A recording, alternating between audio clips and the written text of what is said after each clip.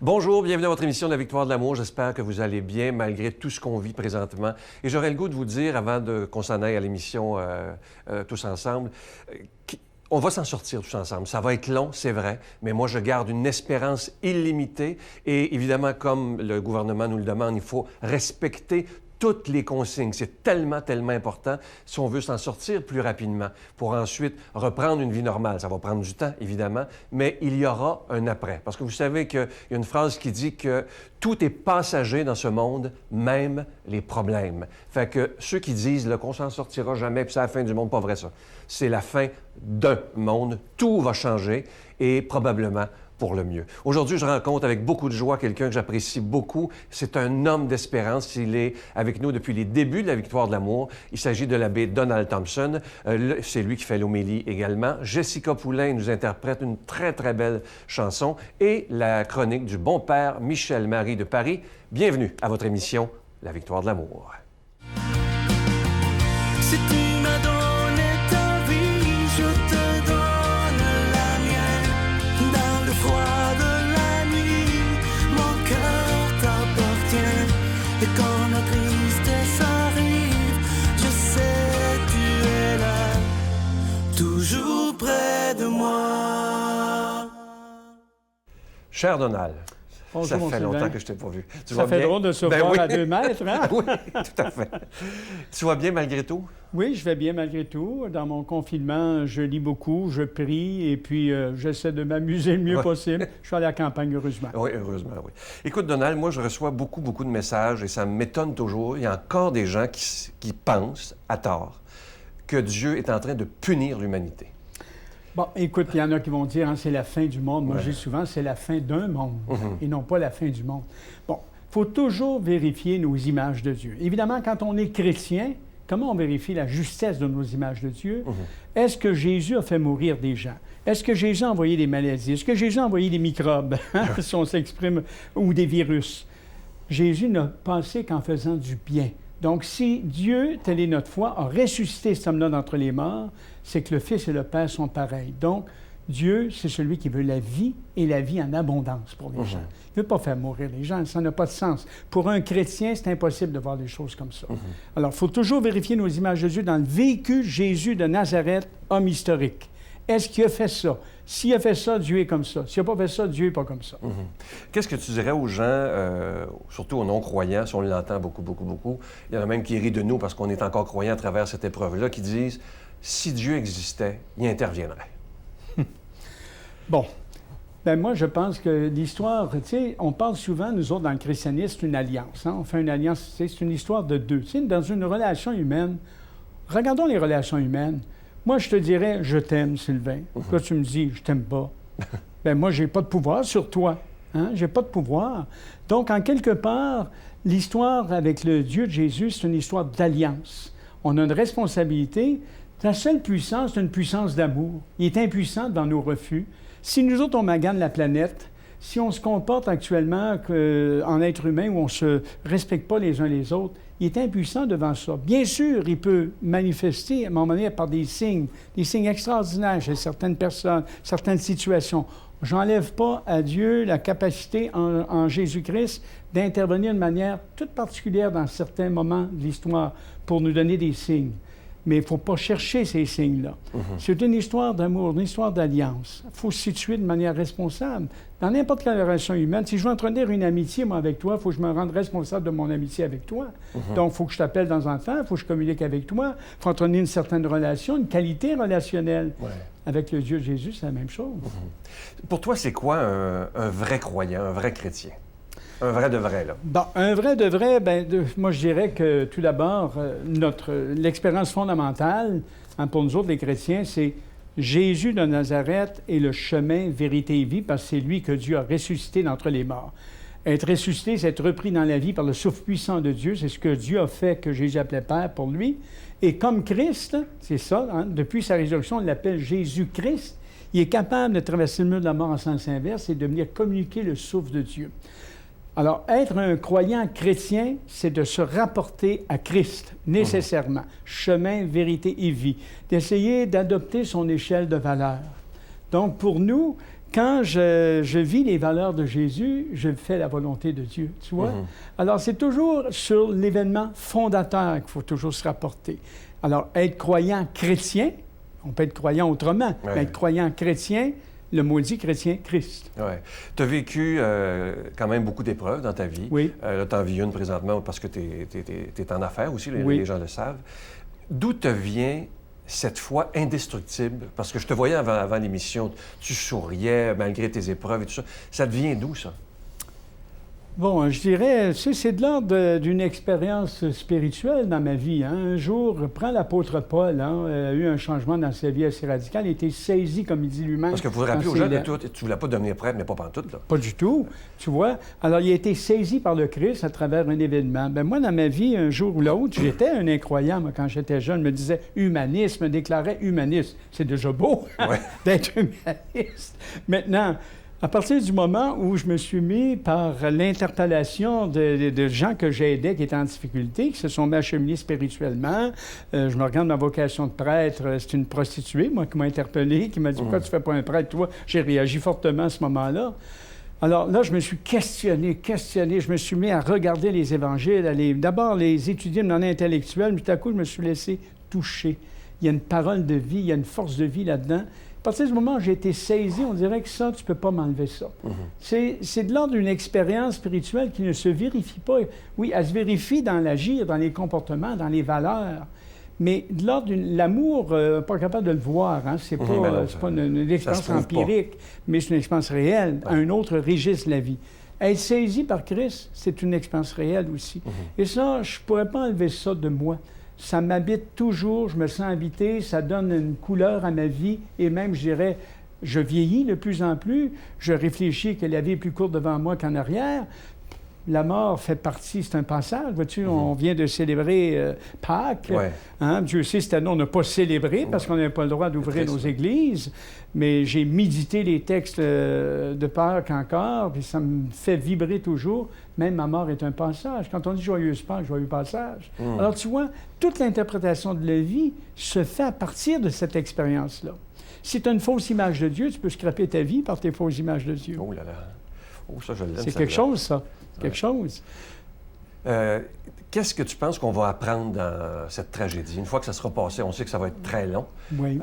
Qu'est-ce que tu penses que l'humanité va apprendre? Bien, moi, j'ai l'impression, justement, tu sais, je regarde le peuple d'Israël, dans l'Ancien Testament, dans la Bible.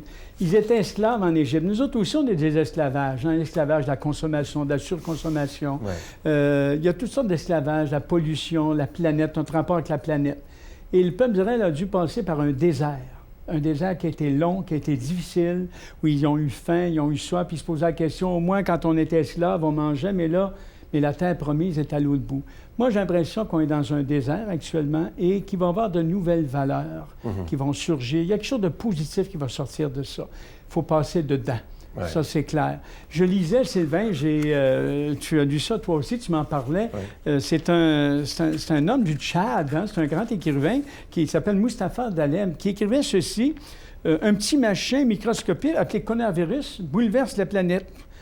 Quelque chose d'invisible est venu pour faire sa loi, imagine. Ouais. Remet tout en question et chamboule l'ordre établi. Tout se remet en place librement, différemment. Alors, en silence, on se retrouve aujourd'hui, comme il dit, en nous-mêmes, et on comprend la valeur des mots maintenant, solidarité et vulnérabilité. Oui, vulnérabilité. Alors, c'est sûr qu'actuellement, on a peur. Hein? On est dans la peur. Il faut passer dedans. Et l'auteur va dire, puisse cela servir à réaliser la vulnérabilité des êtres humains.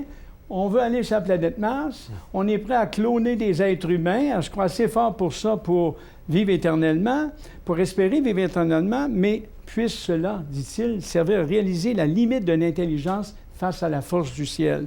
Et il dit, il a suffi de quelques jours que la certitude devienne incertitude, que la force devienne faiblesse, que le pouvoir devienne solidarité, concertation. Puis il termine en disant ceci, puis ça m'a frappé, il dit, rendons-nous à l'évidence en attendant la providence. Interrogeons notre humanité. Il faut s'interroger actuellement dans cette mondialité à l'épreuve du coronavirus. Il dit, restons chez nous, puis méditons sur cette pandémie. Puis là, il finit, puis ça, j'ai trouvé ça beau. Aimons-nous vivants. Aimons-nous vivants. Moi, je crois qu'il va sortir quelque chose de positif de tout ça. Des nouvelles valeurs. Et par rapport à la spiritualité aussi, je pense qu'il y a quelque chose qui va se passer, évidemment. moi, je le Une vois. ouverture Moi, je à le la vois, là. spiritualité, parce que ça donne un sens très profond à la Ouais. vie. Parce que si, dans ce qu'on est en train de vivre, s'il n'y a pas de spiritualité, c'est qu'il n'y a plus aucune espérance. Exact. Ouais. Exact. On est pris avec les limites de ce monde, hein, avec nos propres vulnérabilités, et qu'est-ce qu'on fait. Mais il y a un second regard. Hein. Ouais. La foi, c'est le second regard. Ouais, Moi, c'est j'aime tellement beau, ça. beaucoup cette expression-là. Oui, tout à fait. Qu'est-ce que tu aurais à dire aux gens qui sont plus âgés, plus fragiles et qui présentement sont chez eux, à l'hôpital, d'un CHSLD, qui t'écoutent ce matin et qui ont peur? Oui. Bien, Sylvain, je te raconte une expérience que j'ai vécue il n'y a pas tellement longtemps. J'ai raconté ça à des gens ou à mes paroisses où je suis. Il y a une femme de 104 ans qui a pris mon train à l'automne dernier. OK? Alors, on m'a averti. Lorsqu'elle est arrivée, je me tiens au bas de l'escalier, de la faire rentrer dans le train. Et elle dit, « J'ai pas besoin d'aide, monsieur. » Bon. On fait la randonnée de train, on revient, je me place au bas.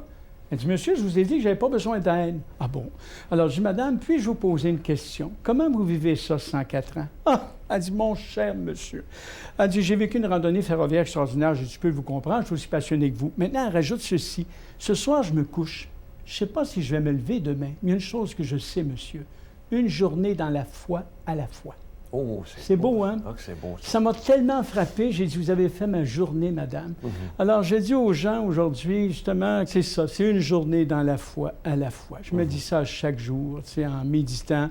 Puis aussi, prenez l'Évangile du jour. Hein. On a l'émission, nous autres, ici, Victoire Ouais. de l'amour. Tous les matins, on donne l'Évangile. Tous les jours. Accrochez-vous, écoutez l'Évangile. Hein. Regardez les actions de Jésus, le sens qu'il donne à la vie. On offre cette émission-là qu'on appelle Victoire de l'amour. Ouais. C'est pas pour rien.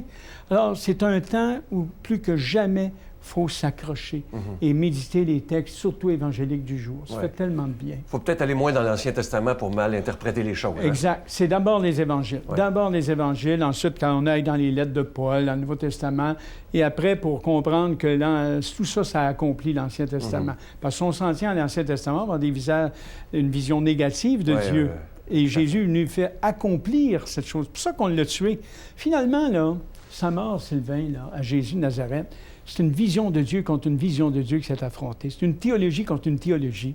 Et c'est un scandale, ça. Non, mais Dieu a ressuscité entre les morts cet homme-là. Donc, Jésus avait raison, parfaitement raison. C'est le chemin, c'est la vérité, c'est la vie. Ah, t'es vraiment passionné, Accrochons-nous. toi. Ah, toi? Moi, je parlerais de la... Accrochons-nous. Oui, accrochons-nous. Je parlerais de la foi avec toi, Donald, pendant des heures, parce qu'on se connaît depuis tellement longtemps. Oui. Et je veux prendre le temps de te remercier parce que tu es là depuis les tout débuts. Début. oui, Tu es allé tout au début. balbutiement de la victoire de l'amour et je tiens à te dire merci. Ça fait infiniment. plaisir. Hey. Je t'offre une 25 ans. Imagine, 25 plus ans que 25 déjà. ans. Oh là là, Je plus. t'offre une belle chanson. Je vous offre une très, très belle chanson interprétée par quelqu'un qu'on apprécie beaucoup, Jessica Poulain, Dieu fidèle.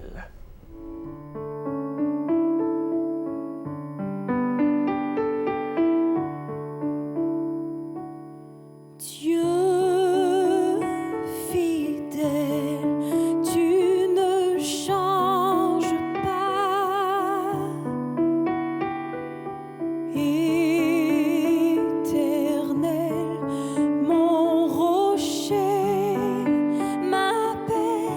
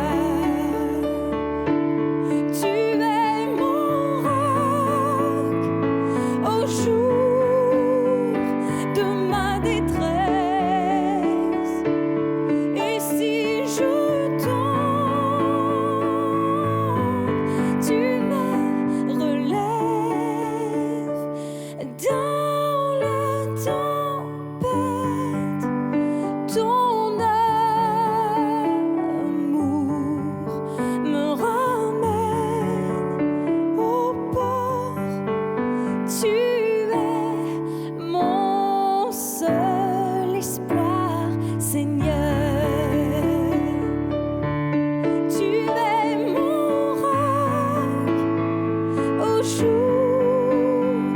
de ma détresse. Et si je tombe, tu me relèves. Dans la tempête, ton amour me ramène au port. Tu es mon seul espoir, Seigneur.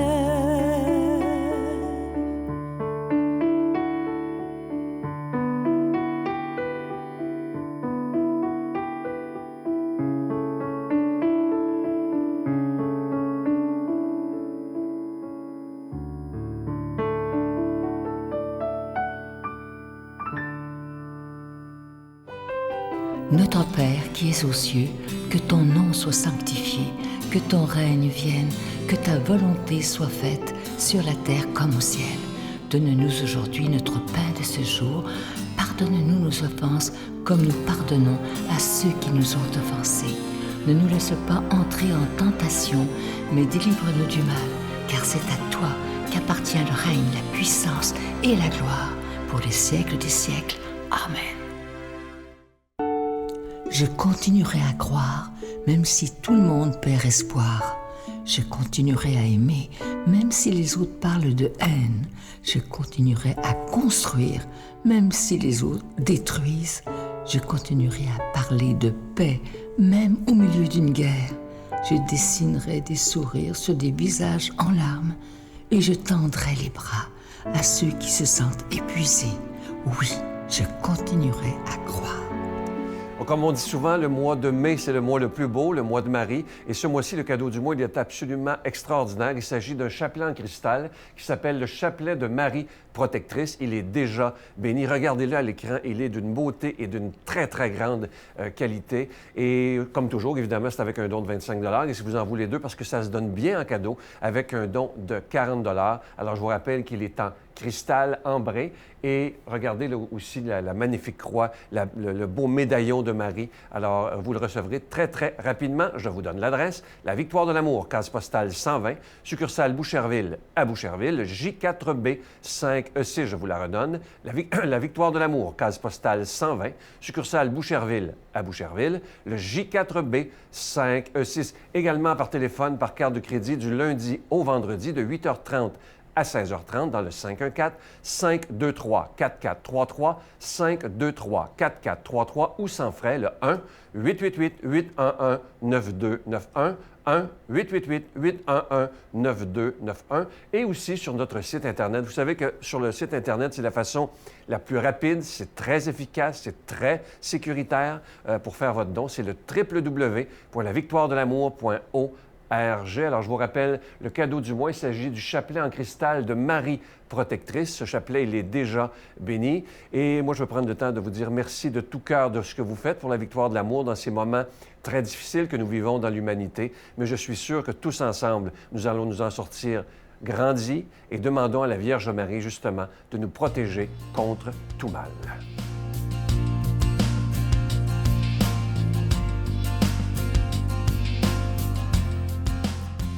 Une question qui me va droit au cœur et à laquelle je suis heureux de répondre. Comment peut-on arriver, quand on a la foi, à mieux gérer la perte d'un être cher ? Avoir la foi, c'est croire qu'en ce moment où je vous parle, le Christ est vivant dans un coin de l'univers, auréolé de tous les anges et de tous les saints du ciel qui forment la cour céleste. Près d'eux, des milliards d'hommes et de femmes qui, par la porte de l'atroce mort, sont entrés dans la gloire et le bonheur infini. Parmi ces défunts, il y a peut-être vos parents, comme c'est mon cas, mais aussi vos grands-parents, vos amis les plus chers. Eh bien, je vous en supplie, avec moi, croyez à leur joie. Si on leur demandait de revenir sur la terre maintenant qu'ils ont goûté la présence de Dieu notre Père, ils refuseraient. Pensez à toutes les apparitions mariales qui se sont déroulées sur 2 millénaires et ça vous aidera à grandir dans la foi. Pensez notamment en notre pays aux apparitions qui eurent lieu au cours du XIXe et du XXe siècle. Les enfants ou les adolescents, souvent très pauvres, qui ont vu la Sainte Vierge, ne serait-ce que quelques instants, n'ont eu qu'un seul désir, souvent exprimé par la suite, la revoir. Et ces enfants, ces adolescents ou ces grands jeunes, tels que Benoît Trancurel à Saint-Étienne-du-Lot, Maximin et Mélanie à la Salette, François, Jacinthe et Lucie à Fatima, Eugène, Joseph, Jeanne-Marie et Françoise à Pontmain, Bernadette à Lourdes, Catherine Labouré à la rue du Bac, eh bien tous ces gens-là n'ont pas menti. Ils ont tous d'ailleurs, durant les enquêtes qu'ils ont subies, fait preuve d'un grand équilibre humain. Ce ne sont pas des malades psychiques. Ils n'ont aucune pathologie mentale. D'origine paysanne, pour la plupart d'entre eux, ils avaient tous les pieds sur terre et ont fait preuve d'un grand bon sens. Ah oui, j'allais oublier une personne importante qui m'a beaucoup marqué, Jacqueline Aubry, qui elle aussi a vu la Sainte Vierge à plusieurs reprises à l'île Bouchard, en Touraine, alors qu'elle avait 15 ans. Et j'ai eu la joie de la rencontrer. À 80 ans, elle vous racontait encore l'émotion ressentie en voyant devant elle la Sainte Vierge en personne, qui leur souriait. Tout cela pour vous dire que le ciel existe, que la vie éternelle nous attend, et qu'en ce moment même, tous ceux que nous avons aimés participent à la fête éternelle. Ils sont complètement saisis par l'amour de Dieu. Réjouissons-nous pour eux. Allez, gardez confiance, un jour nous allons les revoir. On n'est pas pressé, d'accord, c'est entendu. Mais en attendant ce bonheur, aimons la vie et servons-la avec le plus de joie possible. À très bientôt. Mon Dieu, donnez-moi la sérénité d'accepter les choses que je ne peux changer, le courage de changer les choses que je peux et la sagesse d'en connaître la différence. Amen.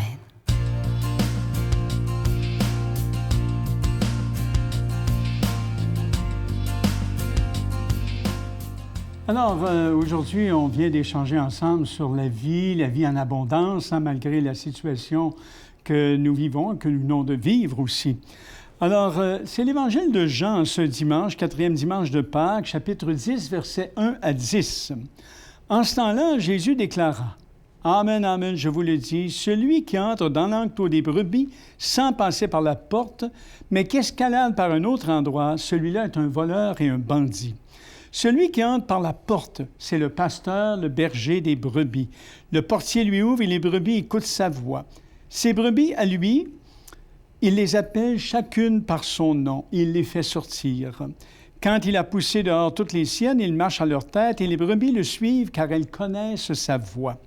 Jamais elles ne suivront un étranger, mais elles s'enfuiront loin de lui car elles ne connaissent pas la voix des étrangers. » Jésus employa cette image pour adresser aux pharisiens. Mais eux ne comprirent pas de quoi il leur parlait. C'est pourquoi Jésus reprit la parole. « Amen, amen, je vous le dis, moi je suis la porte des brebis. Tous ceux qui sont venus avant moi sont des voleurs et des bandits, mais les brebis ne les ont pas écoutés. Moi je suis la porte. Si quelqu'un entre en passant par moi, il sera sauvé, il pourra entrer, il pourra sortir et trouver un pâturage. Le voleur ne vient que pour voler, égorger, faire périr. Moi, je suis venu pour que les brebis aient la vie en abondance. » Moi, ça m'a toujours impressionné, ce texte de l'Évangile, ce passage de l'Évangile de Jean aujourd'hui. Moi, je suis venu pour que les brebis aient la vie en abondance. Dieu sait, dans ce qu'on vit, c'est ce qu'on souhaite, et qu'il y a de la vie à travers ce que nous avons passé. Alors, c'est une image aujourd'hui que Jésus prend contre les pharisiens qui dirigeaient les synagogues juives à l'époque, des gens très religieux, contre une certaine façon de gérer la religion. Alors, scandalisé par des gens autour de lui, Jésus était scandalisé de la façon que les gens exerçaient leur pouvoir. Alors, il prend une image qui est fort intéressante et regardez son champ symbolique. La relation entre un berger ou un pasteur et ses brebis. Vous savez, à l'époque de Jésus, les pasteurs ou les bergers, c'est une vie de misère. C'est des gens qui sont méprisés par la société, des gens pauvres qui vivent avec des bêtes. Être pasteur, c'est être au bas de l'échelle sociale. Et en contrepartie, être pasteur, c'est d'être un protecteur, c'est un maître. Jésus présente cette image-là comme étant une image de Dieu. Et en même temps, il emploie la notion de la porte. Hein? Je suis la porte. Hein? Il pousse loin la parabole. Hein? Lui-même, il se présente comme une porte. Alors, le soir, les bergers, évidemment, rassemblent les brebis et les font entrer dans l'enclos, dans un endroit clos, à l'abri des prédateurs. Hein? C'est une image d'agriculture. Hein? Et les bandits ne passent pas par la porte, eux autres. Ils sautent la clôture ou la palissade et commettent, évidemment, leur délit. L'intention de Jésus, en prenant cette image de la porte, c'est que les gens aient la vie en abondance. Et qu'est-ce que la vie en abondance? Hein? C'est que Jésus, ici, s'oppose aux pharisiens, aux chefs là, religieux de son temps. Il les trouve finalement, je dirais, profiteurs, sont pris dans leur attitude légale. Hein? C'est la loi puis la rigueur plutôt que la bonté et la vie. Alors, Jésus se révolte contre cette forme d'hypocrisie. Il refuse une religion triste, une religion mortifère. Il préfère le risque de la vie et de la vie en abondance. Alors, quelle est l'intention de Jésus dans ce texte? Il insiste sur la survie, la vie des gens. Au fond, il n'y a qu'un grand critère, la vie en abondance. Et vous savez, Jésus a utilisé une image ici très familière et répandue dans sa culture, l'image du pasteur, pour signifier qu'il était pour les siens source de vie et de communication avec Dieu. Il veut que ses disciples, nous, en l'occurrence aujourd'hui, ceux et celles qui constituent son Église, qu'on ait la vie en abondance. Alors, c'est une image, bien sûr, de service. Hein? C'est un service humble, c'est un service joyeux, c'est un service libéré par rapport au prestige, au jeu du pouvoir. Alors, la bonté, finalement, n'est jamais acquise. La bonté est toujours à refaire. Alors, quand on regarde aujourd'hui, on dit c'est le dimanche du bon pasteur, hein? Dimanche des vocations, 4e dimanche de Pâques. L'Église, aujourd'hui, comment la voir? Hein? L'Église manque de pasteurs, bien sûr. Hein? Non pas à cause du manque d'aspiration, mais probablement parce que le système aussi s'est sclérosé hein? Dans ses convictions a priori. On dirait que tout est à refaire actuellement, hein? Comme Église. Tout est à refaire. Alors, un pasteur aujourd'hui, je dirais qu'être pasteur aujourd'hui, on a chacun de nous être de bons bergers, de bonnes bergères. C'est une chose inventée dans la fidélité à Jésus, bien sûr, dans ses valeurs à lui, pour qu'on entende sa voix. Vous savez, retenons ceci, hein? La bonté, finalement, n'est jamais acquise, elle est toujours à refaire. Voyez-vous? Alors, et en ces temps que nous vivons, Dieu sait, c'est une nouvelle solidarité qu'il nous faut réinventer. Hein? Les valeurs, probablement, sont en train de se transformer. Il faut s'accrocher. Et je pense que quand on est croyant, on s'accroche à quelqu'un hein, qui est d'une bonté extrême. Alors, je dirais aujourd'hui, Seigneur, donne-nous de réinventer ton Église. Donne-nous de la réinventer. Hein? Elle en a tellement besoin. Alors que le Dieu de la vie en abondance, vous bénisse. Le Père, le Fils et le Saint-Esprit. Amen. Je vous souhaite un beau dimanche, une bonne fin de journée. Je vous salue Marie, pleine de grâce. Le Seigneur est avec vous. Vous êtes bénie entre toutes les femmes, et Jésus, le fruit de vos entrailles, est béni. Sainte Marie, Mère de Dieu, priez pour nous pauvres pécheurs, maintenant et à l'heure de notre mort. Amen. La Victoire de l'amour remercie Plancher 440 et ses partenaires Beaulieu Canada, la référence en couvre-plancher, et Impex, pour des projets mur à mur.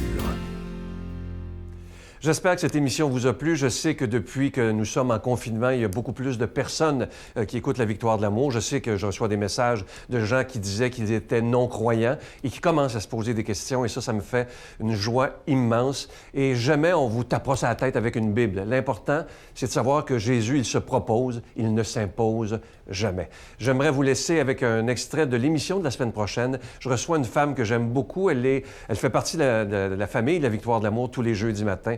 L'unique Marcia Pilote sera avec nous pour la fête des mamans. On se laisse sur un extrait. À demain. Bye. Je trouve qu'on vit dans une société où c'est chacun pour soi, puis on n'a plus cet esprit-là. Mais moi, je l'ai toujours eu et j'ai voulu le transmettre à mes enfants. Puis je me rends compte à quel point, surtout là, comment c'est ce qu'il y a de plus important. C'est pas le faire qui est important, mais l'être. L'être, oui.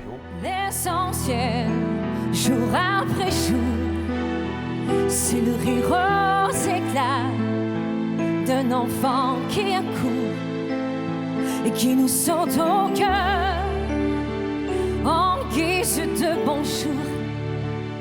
Que demander?